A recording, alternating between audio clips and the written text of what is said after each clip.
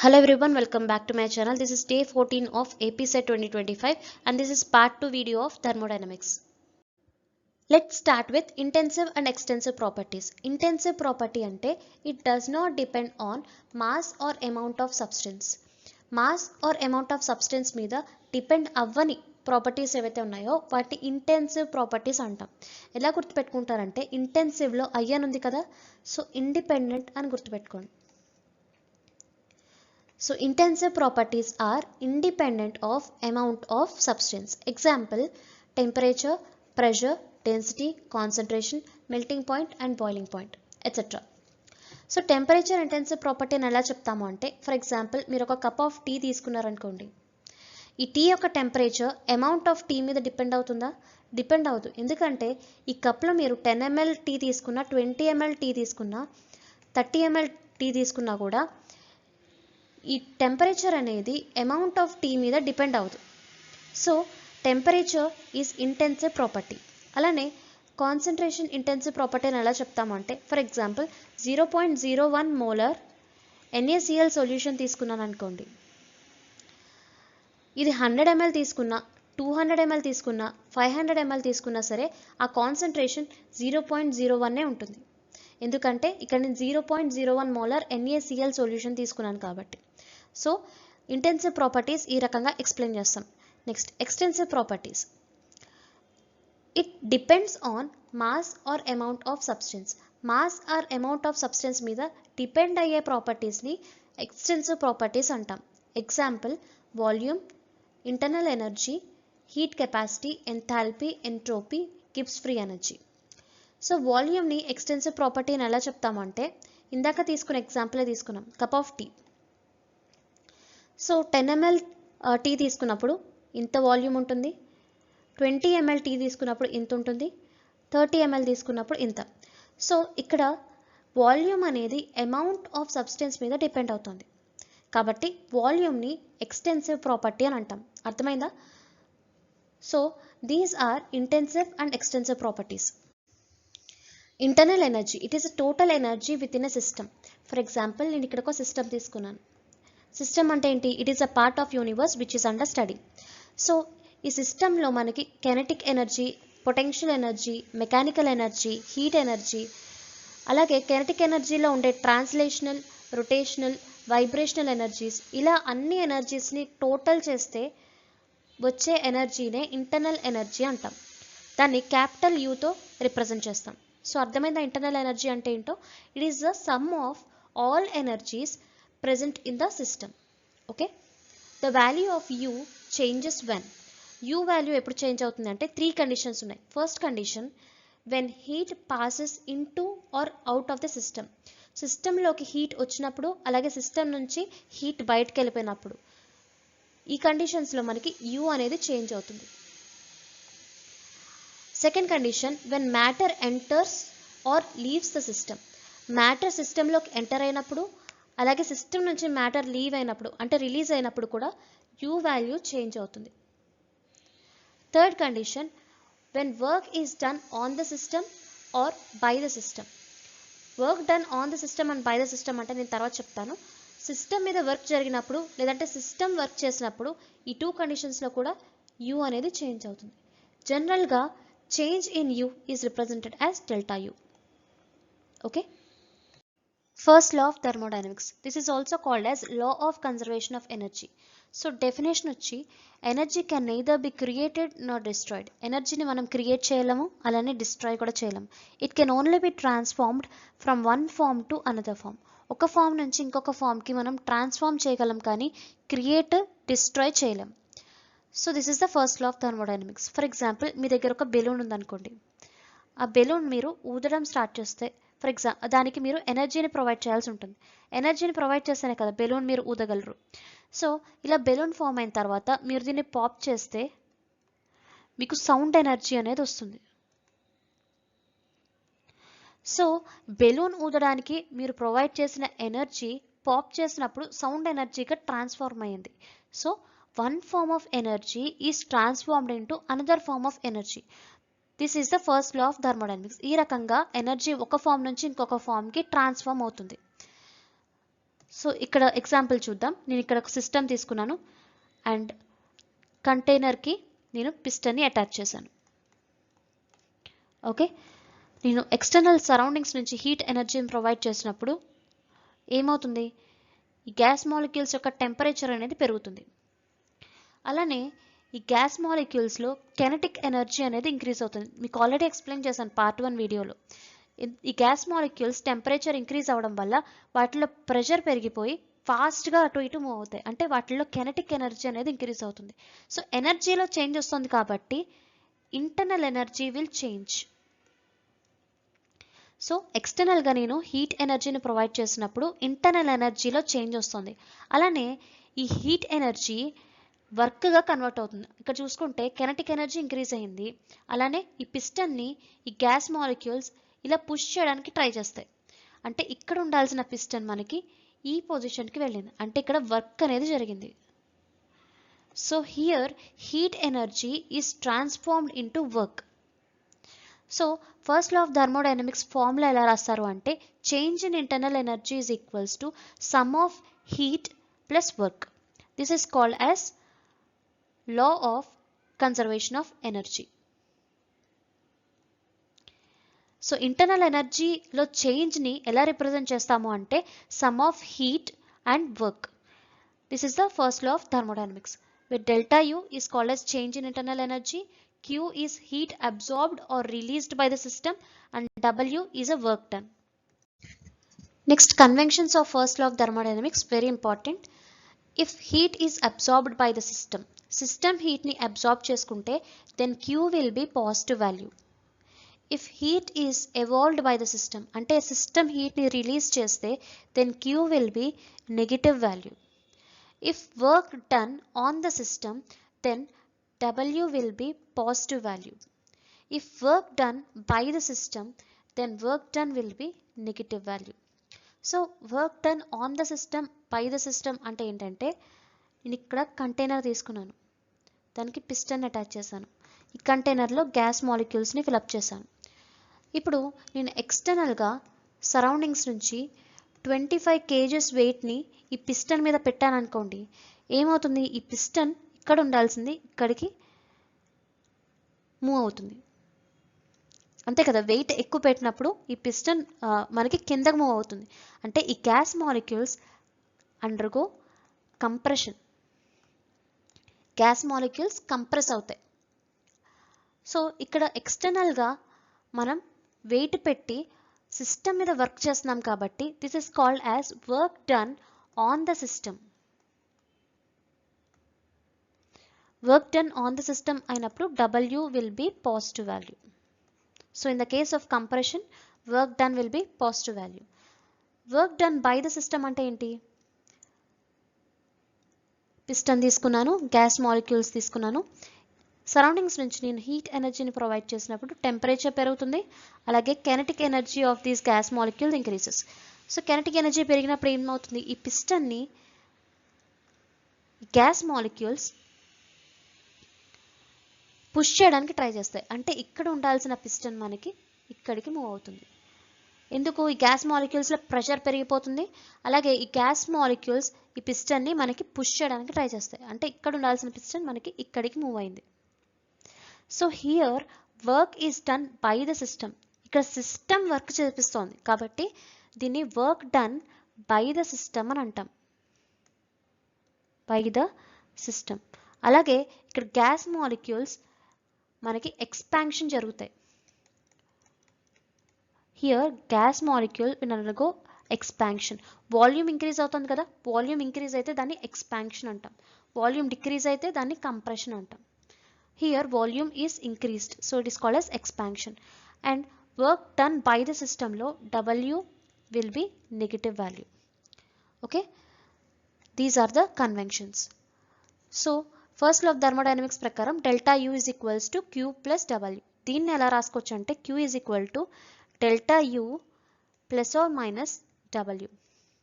Okay, ఈ క్యూని ఇలా ఉంచాను, డబ్ల్యూని ఇటువైపు తీసుకొచ్చాను అనుకోండి, ఏమవుతుంది, delta U plus or minus W. ఇక్కడ ప్లస్ ఆర్ మైనస్ ఎందుకు వచ్చింది, ప్లస్ అంటే if work is done on the system, on the system జరిగితే పాజిటివ్ వాల్యూ తీసుకుంటాం, బై ద సిస్టమ్ జరిగితే నెగిటివ్ వాల్యూ. అంటే Q is equal to delta U plus W in the case of work done on the system అంటే compression. Q is equal to delta U minus W in the case where work is done by the system. Okay, these are the conventions. So conventions ఎలా రాస్తామో ఇప్పుడు example ద్వారా చూద్దాం. First case compression and heating. అంటే ఇక్కడ నేను heat ఎనర్జీని provide చేశాను, అలాగే ఈ పిస్టన్ మీద నేను వెయిట్ని పెట్టాను. సో వెయిట్ని పెట్టినప్పుడు ఏమవుతుంది, ఈ పిస్టన్ డౌన్వర్డ్కి మూవ్ అవుతుంది. అంటే ఈ పొజిషన్లో ఉండాల్సిన పిస్టన్ మనకి ఈ పొజిషన్కి మూవ్ అయింది, అంటే డౌన్వర్డ్ మూవ్ అయింది. ఎందుకంటే ఇక్కడ నేను వెయిట్ని పెట్టాను కాబట్టి పిస్టన్ మీద. సో వెయిట్ పెట్టినప్పుడు ఇలా డౌన్వర్డ్ జరిగినప్పుడు ఏమవుతుంది, ఈ గ్యాస్ మాలిక్యూల్స్ మనకి కంప్రెస్ అవుతాయి.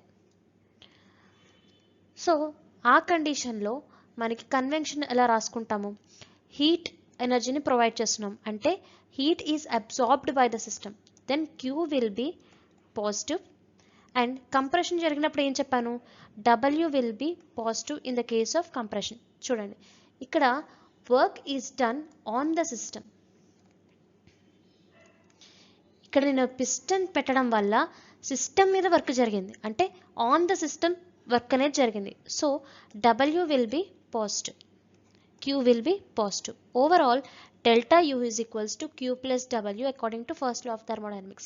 Q positive అలాగే W కూడా పాజిటివ్ కాబట్టి delta U is also positive value. Okay. Second case expansion and heating. So same ఇక్కడ నేను హీట్ ఎనర్జీని ప్రొవైడ్ చేశాను, కంటైనర్లో గ్యాస్ మాలిక్యూల్స్ తీసుకున్నాను. ఇక్కడ కంప్రెషన్ జరగదు ఎందుకంటే నేను పిస్టన్ మీద ఎటువంటి వెయిట్ పెట్టలేదు. సో న్యాచురల్గా ఈ గ్యాస్ మాలిక్యూల్స్లో కెనెటిక్ ఎనర్జీ పెరుగుతుంది, ప్రెషర్ పెరుగుతుంది. అలాగే ఈ గ్యాస్ మాలిక్యూల్స్ ఈ పిస్టన్ని మనకి ఇలా అప్వర్డ్కి పుష్ చేస్తాయి. సో ఇక్కడ ఉండాల్సిన పిస్టన్ మనకి ఈ పొజిషన్కి మూవ్ అయింది, అంటే ఇక్కడ గ్యాస్ మాలిక్యూల్స్ మనకి ఎక్స్పాన్షన్ జరిగాయి. సో ఆ కండిషన్లో ఇక్కడ హీట్ ఎనర్జీ ప్రొవైడ్ చేసాం కాబట్టి heat is absorbed by the system, then Q will be positive and W is equal to negative in the case of expansion. Already చెప్పాను ఇక్కడ work is done by the system. System మనకి work చేస్తుంది కాబట్టి here the work is done by the system. So work is done by the system లో W will be negative. Overall గా delta U is equal to Q plus W. So Q positive and W is negative. So delta U can be positive or negative. Positive అవ్వచ్చు, negative అవ్వచ్చు. Q value ఎక్కువ ఉందనుకోండి positive అవుతుంది, W value ఎక్కువ ఉందనుకోండి negative అవుతుంది. So delta U can be positive or negative. Third condition, ఇక్కడ నేను సిస్టమ్ని తీసుకున్నాను, ఈ సిస్టమ్ని ఐస్ టబ్లో ప్లేస్ చేశాను. ఇందాక సిస్టమ్ని నేను హీట్ చేశాను కానీ ఇక్కడ ఏం చేస్తున్నాను, ఐస్ టబ్లో ప్లేస్ చేశాను కాబట్టి this is compression and cooling. Okay. So ice టబ్లో ప్లేస్ చేసిన తర్వాత పైన పిస్టన్కి నేను వెయిట్ని ప్రొవైడ్ చేశాను. సో వెయిట్ పెట్టినప్పుడు ఏమవుతుంది, ఈ పిస్టన్ మనకి డౌన్వర్డ్ మూవ్ అవుతుంది, అంటే ఈ పొజిషన్లో ఉండాల్సిన పిస్టన్ మనకి ఈ పొజిషన్లోకి మూవ్ అవుతుంది, అంటే ఈ పిస్టన్ మనకి డౌన్వర్డ్ మూవ్ అవుతుంది. సో అలా డౌన్వర్డ్ మూవ్ అయినప్పుడు ఏమవుతుంది, ఈ గ్యాస్ మాలిక్యూల్స్ కంప్రెస్ అయిపోతాయి. So gas molecules undergo compression. This is work done on the system. ఇక్కడ సిస్టమ్ మీద వెయిట్ పెట్టి వర్క్ జరిపిస్తున్నాం కాబట్టి this is work done on the system and gas molecule undergo compression. ఈ కండిషన్లో మనం కన్వెన్షన్ ఎలా రాస్తాము అంటే W is equal to positive ఎందుకంటే work done on the system కాబట్టి, అలాగే Q is equal to negative. Q negative ఎప్పుడవుతుంది, if heat is released by the system.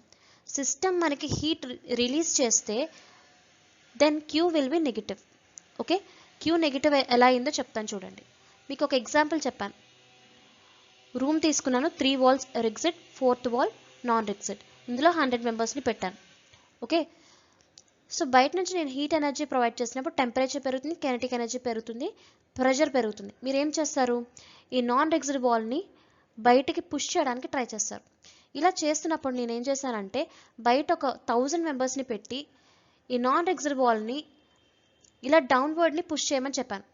డౌన్వర్డ్గా push చేయమంటే ఏమవుతుంది, ఈ పొజిషన్లో ఉండాల్సిన నాన్ రిజిడ్ బాల్ మనకి ఈ పొజిషన్కి మారుతుంది. అంటే ఇప్పుడు ఈ ప్లేస్లోనే 100 మెంబర్స్ ఉంటారు. సో ఇలాగా మీరు కంప్రెస్ అయిపోతారు. సో కంప్రెషన్ అనేది జరుగుతుంది. ఇలా కంప్రెషన్ జరిగినప్పుడు ఏమవుతుంది, హీట్ అనేది ఇంకా పెరిగిపోతుంది మీలో. ఆల్రెడీ హీట్ ఎనర్జీ ప్రొవైడ్ చేశాను, పైగా బయట నుంచి 1000 మెంబర్స్ని ఈ నాన్ రిజిడ్ బాల్ని లోపలికి పుష్ చేయమని చెప్పాను. కాబట్టి మీలో ఇంకా హీట్ అనేది పెరిగిపోతుంది. సో అలాగే ఇక్కడ గ్యాస్ మాలిక్యూల్స్ నేను వెయిట్ పెట్టినప్పుడు ఈ గ్యాస్ మాలిక్యూల్ కంప్రెస్ అయిపోయాయి కదా. సో ఇలా కంప్రెస్ అయినప్పుడు ఈ గ్యాస్ మాలిక్యూల్స్లో హీట్ అనేది పెరిగిపోతుంది. సో ఈ పెరిగిపోయిన హీట్ ఏమవుతుంది అంటే బయట సరౌండింగ్స్కి ట్రాన్స్ఫర్ అవుతుంది. So heat is released in this case. Heat is released from system to surroundings. System నుంచి సరౌండింగ్స్కి హీట్ అయింది, రిలీజ్ అయింది. So Q is equal to negative. Okay, అర్థమైందా క్యూ నెగిటివ్ ఎలా అయిందో? So delta U is equal to Q plus W. Delta U can be negative or positive based on the magnitude of Q and W. So Q value ఎక్కువ అనుకోండి, then delta U will be negative. If W value ఎక్కువ అయితే delta U will be positive. So Q and W values ని బట్టి delta value positive negative అనేది ఉంటుంది. Fourth condition expansion and cooling. So cooling ఎందుకు, ఇక్కడ నేను హీట్ ఎనర్జీ ప్రొవైడ్ చేయట్లేదు, ఐస్ టబ్లో ప్లేస్ చేశాను సిస్టమ్ని, కాబట్టి this is cooling condition. If gas molecules undergo expansion, so ఇలా ఐస్ టబ్లో ప్లేస్ చేసిన తర్వాత గ్యాస్ మాలిక్యూల్స్ ఒకవేళ ఎక్స్పాండ్ అయినప్పుడు ఏమవుతుంది, ఈ పొజిషన్లో ఉండాల్సిన పిస్టన్ మనకి ఈ పొజిషన్కి మైగ్రేట్ అవుతుంది.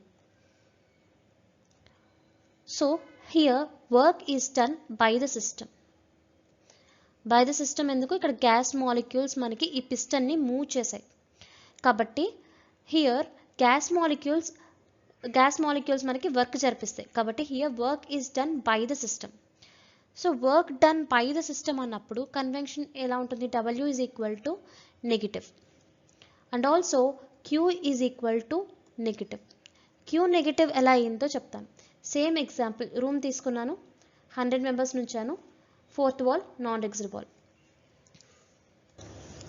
సో 100 మెంబర్స్ ఉన్నారంటే మీలో ఆల్రెడీ హీట్ అనేది ఎక్కువగా ఉంటుంది. మీరేం చేస్తారు, ఈ నాన్ రిజిడ్ వాల్ని పుష్ చేయడానికి ట్రై చేస్తారు. పుష్ చేస్తూ ఉండే కొద్దీ మీకు హీట్ అనేది తగ్గుతూ ఉంటుంది, అవునా? లోపల మీకు హీట్ అనేది ఎక్కువ ఉంటుంది. పుష్ చేసి బయటకు వెళ్ళే కొద్దీ హీట్ అనేది డిక్రీజ్ అవుతూ ఉంటుంది. అలానే ఇక్కడ heat is released from system to surroundings. So సిస్టంలో ఉండే హీట్ ఈ నాన్ రిజిడ్ వాల్ పుష్ చేసే కొద్దీ ఏమవుతుంది, సరౌండింగ్స్లోకి ట్రాన్స్ఫర్ అవుతుంది. అంటే heat is released from system to surroundings. So ఇలా సిస్టమ్ నుంచి సరౌండింగ్స్కి హీట్ అనేది రిలీజ్ అయితే then Q will be negative and expansion జరిగినప్పుడు W విల్ బి పాజిటివ్. ఓవరాల్గా delta U is equals to Q plus W. So Q value negative and delta value negative. ఓవరాల్గా delta U value will be negative. Okay, so గుర్తుపెట్టుకోండి, compression జరిగినప్పుడు మనకి heating అనేది జరుగుతుంది, అలాగే expansion జరిగినప్పుడు cooling జరుగుతుంది, అంటే హీట్ అనేది డిక్రీజ్ అవుతుంది. అలాగే సిస్టంలో ఉండే హీట్ సరౌండింగ్స్లోకి రిలీజ్ అవుతుంది. కాబట్టి Q will be negative in the case of expansion and cooling and Q will be negative in the case of compression and cooling. Okay, థర్మోడైనమిక్స్లో యూనిట్ కన్వర్షన్స్ అనేవి చాలా ఇంపార్టెంట్. ఎందుకంటే ఫర్ ఎగ్జాంపుల్ ఇప్పుడు క్వశ్చన్లో మీకు volume metre క్యూబ్లో ఇచ్చి options millimetre క్యూబ్లో ఇచ్చాడు అనుకోండి, ఈ మీటర్ క్యూబ్ని మిల్లీమీటర్ క్యూబ్లోకి కన్వర్ట్ చేయాలి. అలాగే క్వశ్చన్లో డెసిమీటర్ క్యూబ్ ఇచ్చి ఆప్షన్స్లో సెంటీమీటర్ క్యూబ్ ఇచ్చాడు అనుకోండి, ఈ డెసిమీటర్ క్యూబ్ని సెంటీమీటర్ క్యూబ్గా కన్వర్ట్ చేయాలి. సో మోస్ట్లీ థర్మోడైనమిక్స్లో ఇలాంటి క్వశ్చన్సే ఉంటాయి. అంటే క్వశ్చన్లో ఒక యూనిట్ ఉంటుంది, ఆన్సర్లో ఇంకొక యూనిట్ ఉంటుంది. So the unit conversions are very important in thermodynamics. Unit conversions ఎలా చేస్తాము అంటే 1 metre is equal to 10 decimetres, 100 centimetres and 1000 millimetres. ఇప్పుడు నేను మీటర్ని డెసిమీటర్గా కన్వర్ట్ చేయాలనుకోండి, ఇంటూ 10 చేస్తాను. మీటర్ని సెంటీమీటర్గా కన్వర్ట్ చేయాలంటే ఇంటూ 100 చేయాలి. మీటర్ని మిల్లీమీటర్గా కన్వర్ట్ చేయాలంటే ఇంటూ 1000 చేయాలి. అలాగే 1 decimetre is equal to 10 centimeters and 100 millimeter and 10 to the power of -1 meters. So డెసిమీటర్ని నేను మీటర్గా కన్వర్ట్ చేయాలంటే 10 to the power of -1తో మల్టిప్లై చేస్తాను. డెసిమీటర్ని సెంటీమీటర్గా కన్వర్ట్ చేయాలంటే ఇంటూ 10 చేయాలి. డెసిమీటర్ని మిల్లీమీటర్గా కన్వర్ట్ చేయాలంటే ఇంటూ 100 చేయాలి. సేమ్ అలాగే centimeter 1 centimeter is equal to 10 millimeters, 10 to the power of -1 decimeter, 10 to the power of -2 meters. So సెంటీమీటర్ని నేను మిల్లీమీటర్గా కన్వర్ట్ చేయాలంటే ఇంటూ 10 చేయాలి. సెంటీమీటర్ని డెసిమీటర్గా కన్వర్ట్ చేయాలంటే into 10 to the power of -1, సెంటీమీటర్ని మీటర్గా కన్వర్ట్ చేయాలంటే into 10 to the power of -2 చేయాలి. ఓకే, సేమ్ అలాగే millimeter 1 millimeter is equal to 10 to the power of -1 centimeter, 10 to the power of -2 decimeter, 10 to the power of -3 meters. So మిల్లీమీటర్ని నేను సెంటీమీటర్గా convert చేయాలంటే into 10 to the power of -1 చేస్తాను. మిల్లీమీటర్ని డెసిమీటర్గా convert చేయాలంటే into 10 to the power of -2 చేయాలి. మిల్లీమీటర్ని మీటర్గా కన్వర్ట్ చేయాలంటే into 10 to the power of -3 చేయాలి. So these are basis. So డెసిమీటర్ని నేను ఇక్కడ మీటర్లో కన్వర్ట్ చేయాలంటే into 10 to the power of -1 చేస్తాను. అలాగే సెంటీమీటర్గా కన్వర్ట్ చేయాలంటే ఇంటూ 10 చేయాలి. ఓకే, అర్థమైందా? మనకు జనరల్గా ఏం తెలుసు, 1 litre is equal to 1 decimetre cube. ఇప్పుడు నేను ఈ డెసిమీటర్ క్యూబ్ని మీటర్ క్యూబ్ అలాగే సెంటీమీటర్ క్యూబ్గా ఎలా కన్వర్ట్ చేస్తానో చూడండి. సో 1 డెసిమీటర్ క్యూబ్ 1 ఇంటూ డెసిమీటర్ని మీటర్లో కన్వర్ట్ చేయాలంటే ఎంతతో మల్టిప్లై చేయాలని చెప్పాను, 10 to the power of -1తో మల్టిప్లై చేయాలి. So 10 to the power of -1 meter. ఇక్కడ నేను డెసిమీటర్ తీసుకోలేదు, డెసిమీటర్ క్యూబ్ తీసుకున్నాను కాబట్టి దీన్ని క్యూబ్ చేస్తాను. Is equal to 10 to the power of -3 metre cube. So 1 decimetre cube is equal to 10 to the power of -3 metre cube. అలాగే centimeter క్యూబ్లోకి ఎలా కన్వర్ట్ చేస్తాము, 1 decimetre cube is equal to 1 into, so డెసిమీటర్ని సెంటీమీటర్గా convert చేయాలంటే into 10. So 10 centimeters. Decimeter cube కాబట్టి దీన్ని కూడా క్యూబ్ చేస్తాం. Is equal to 10 to the power of 3 centimetre cube. So 1 decimetre cube is equal to 10 to the power of 3 decimetre cube. So 1 litre is equal to 1 decimetre cube is equal to 10 to the power of -3 metre cube is equal to 10 to the power of 3 centimetre cube. అర్థమైందా? So మనం దేన్ని convert చేస్తున్నాం అనేది చూసుకోవాలి. ఇప్పుడు సెంటీమీటర్ని నేను మిల్లీమీటర్గా convert చేయాలంటే ఇంటూ 10 చేయాలి. సెంటీమీటర్ని డెసిమీటర్గా కన్వర్ట్ చేయాలంటే into 10 to the power of -1 చేయాలి. ఈ రకంగా యూనిట్ కన్వర్షన్స్ అనేవి చేస్తాం. ఈ టేబుల్ అనేది చాలా ఇంపార్టెంట్, గుర్తుపెట్టుకోండి.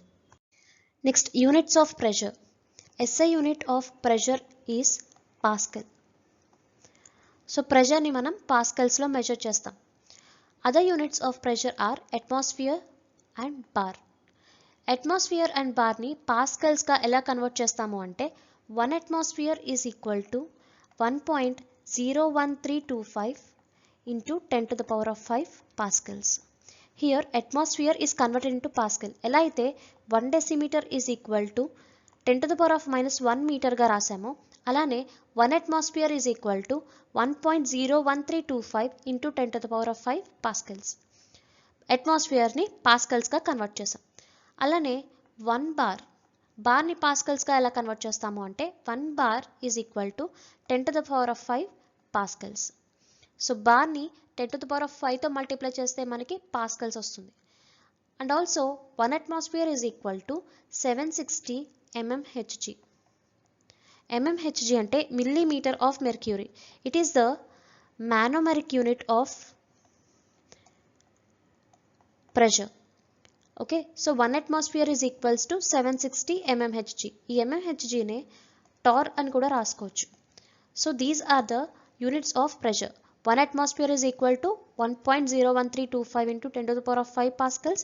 1 bar is equal to 10 to the power of 5 pascal, and also 1 atmosphere is equal to 760 mmHg or 760 torr. Next, energy. E is equal to product of pressure into volume. So ఎనర్జీని product of pressure into వాల్యూమ్గా ఎందుకు రాసాము అంటే it represents the capacity of gas or fluid to perform work. So ఈ gas or liquid work జరగాలి అంటే దాని యొక్క కెపాసిటీని ఎలా మెన్షన్ చేస్తాము అంటే product of pressure and volume. So work జరగాలి అంటే ఎనర్జీ కావాలి. So energy is equal to P V కింద రాసుకోవచ్చు. ఓకే, సో ఎనర్జీ యొక్క యూనిట్స్ వచ్చేసరికి జూల్స్. సో ఎనర్జీ యూనిట్స్ ఎలా రాస్తామో చూద్దాం. ప్రెషర్ యొక్క యూనిట్ ఏంటి? పాస్కల్. అలాగే వాల్యూమ్ యొక్క S I unit metre cube. So 1 Pascal meter cube is equal to 1 joule. Okay, అలానే 1 atmosphere liter. ప్రెషర్ యొక్క అనదర్ యూనిట్ ఏంటి? అట్మాస్ఫియర్. అలాగే వాల్యూమ్ యూనిట్ లీటర్. 1 atmosphere లీటర్ని జూల్స్గా ఎలా కన్వర్ట్ చేస్తాము అంటే 101.3 జూల్స్తో మల్టిప్లై చేస్తాం. Okay, and next 1 bar liter is equal to 100 joules. So atmosphere లీటర్ని జూల్స్గా కన్వర్ట్ చేయాలంటే ఇంటూ 101.3తో మల్టిప్లై చేస్తాం. అలాగే బార్ లీటర్ని జూల్స్గా కన్వర్ట్ చేయాలి అంటే ఇంటూ 100 చేస్తాం. Okay, these are the units of energy. Next gas constant యొక్క యూనిట్స్ చూద్దాం. R is equal to 8.314 joule kelvin inverse mole inverse or 0.0821 atmosphere Kelvin inverse mole inverse or 0.0831 bar Kelvin inverse mole inverse or 2 calories Kelvin inverse mole inverse.